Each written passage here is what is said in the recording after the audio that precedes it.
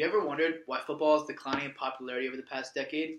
Maybe it's because of the poor management by NFL Commissioner Roger Goodell, or is it due to the growing popularity of sports like lacrosse and rugby? One definitive reason as to why football is dying in America is because of how unsafe it is and how much damage it does to our brains. As someone who played football for the majority of their life and was a youth football coach for 4 years in high school, this pains me to say this, but football is dying faster than ever. And it's not because of Colin Kaepernick and the various social issues surrounding the NFL.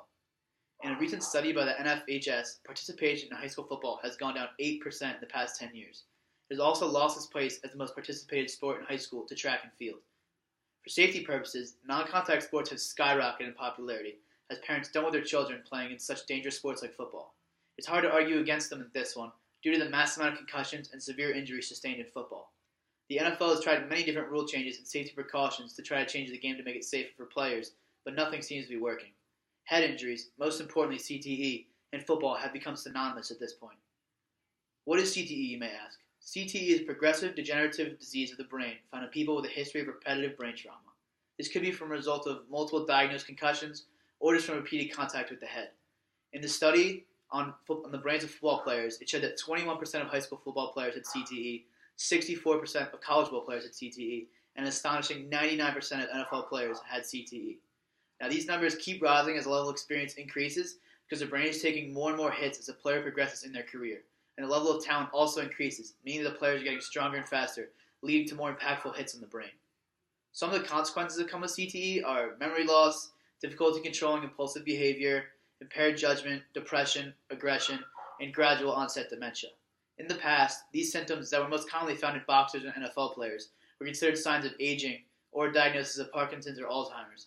But with modern technology, it clearly shows that CTE has an effect on certain parts of the brain that lead to the symptoms that I've just described.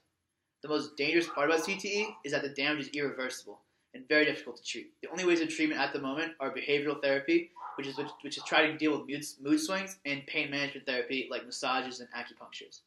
The NFL has tried to make the game safer with various rule changes that protect the players from dangerous open field hits, as well as very extensive concussion protocols that each player has to go through after a severe hit to the head. But there's been the number of severe injuries has slightly gone down since these rule changes, but there's been some backlash as some loyal fans see the NFL is losing its toughness and that they're changing the sport too much. I can't say that I agree with these fanatics, and the NFL should mind them either, because if the game doesn't change soon, there will be no football in the future. But I think a logical situation where it's starting to come up with youth organizations like Pop Warner is emphasizing the fundamentals of how to hit properly. In my experience as a coach, far too many kids want to be like the NFL players that they see on TV.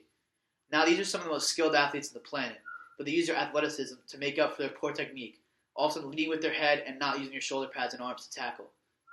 When younger players try to emulate the pros, they end up getting hurt because their bodies are not nearly as developed as the professionals.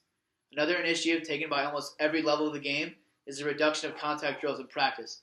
By cutting out useless hitting drills and just practicing the correct techniques on tackling dummies, they're reducing any type of contact with the head that could lead to potential injury. With the solutions given and the increasing awareness of CTE, the NFL can try to evolve their game to encourage parents to let their children play the sport in a fun and safe manner. The game may never be the same, but in order for it to evolve, changes need to be made to ensure player safety.